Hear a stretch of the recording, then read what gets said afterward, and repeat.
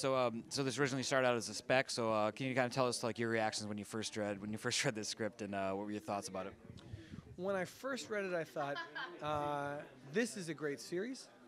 And then I thought, I kind of feel sick to my stomach. And I thought, is that the script or is it the bad donut I just had? And I ended up thinking it must be the donut because the script's pretty good. That's how I felt. In that order. Yeah, yeah.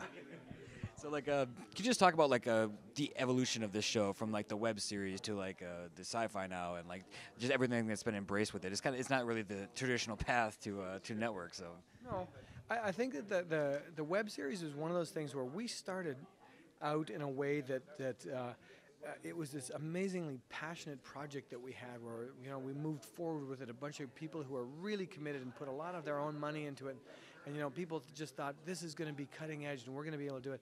And we honestly felt that way right up until the very bitter end of the webisodes, where we realized we could not make the money that we needed to make to continue making the webisodes. And unfortunately, because it sort of went away the way it did, it left a kind of a bitter feeling in our mouths and in everybody else's. This taste that was, wow, we had this huge passion for this thing. Then the networks looked at us and said, well, you know what, we'd like to make a TV series out of it, and it became a different show at that point for us. There was still the passion involved in it, and then as we started to make it, we went, okay, we're regathering that passion again.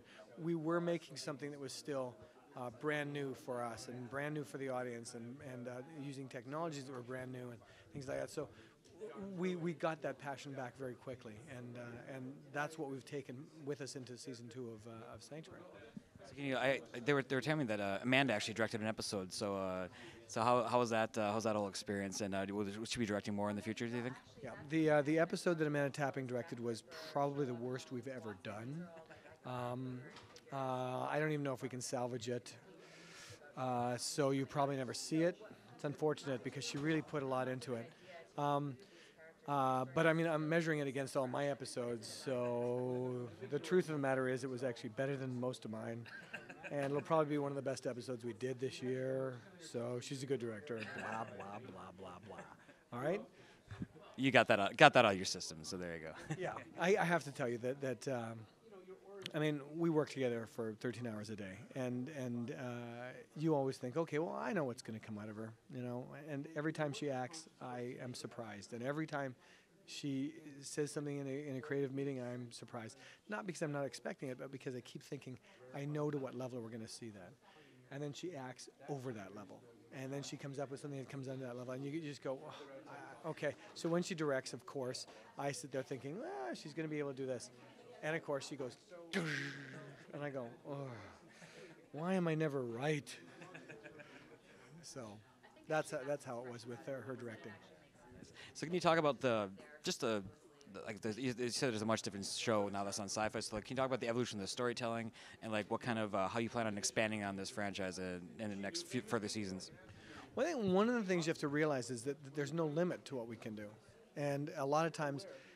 When you do a series, there are certain limits that are put on you because the character has limitations, or the sets have their own limitations and this. Because none of ours is real, or there's very little of it that's real. We can keep jumping it up and up and up. And the other thing is too, when you give yourself right off the hop, we got 158 years of history here. We can go forward, we can go backwards, we can go into it, we can go out of it. So the legs for something like this are really quite remarkable, and that's that's what we embrace all of a sudden. It's like, well, do we need to do this? Do we need to stay in a linear line? No, we don't, and that's what's neat about it. And the audience has embraced it so far, and will continue to. The response we get is we really love when you start, talking to us about history, and suddenly it's Jack the Ripper and John Watson who is looking for him. And John Watson is not. There was really a Sherlock Holmes, but he was sort of this guy that was just a beard for John Watson to be able to be this super genius. And so when we manipulate it a little bit like that, and here's Jack the Ripper. Oh, he's a good guy? No, he's a bad guy? No, he killed people? He didn't kill people? He's there love?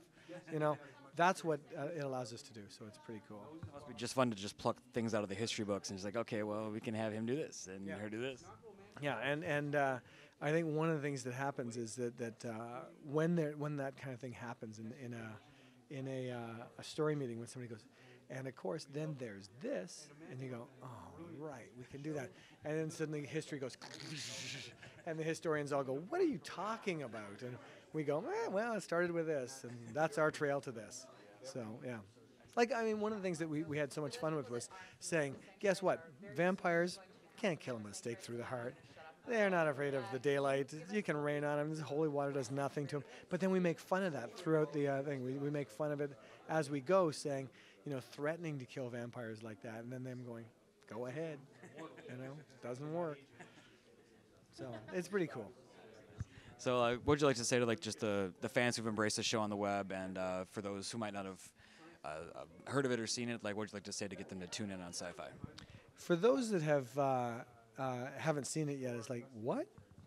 Who? What? I gotta say, what? Who are they? Who hasn't heard of it?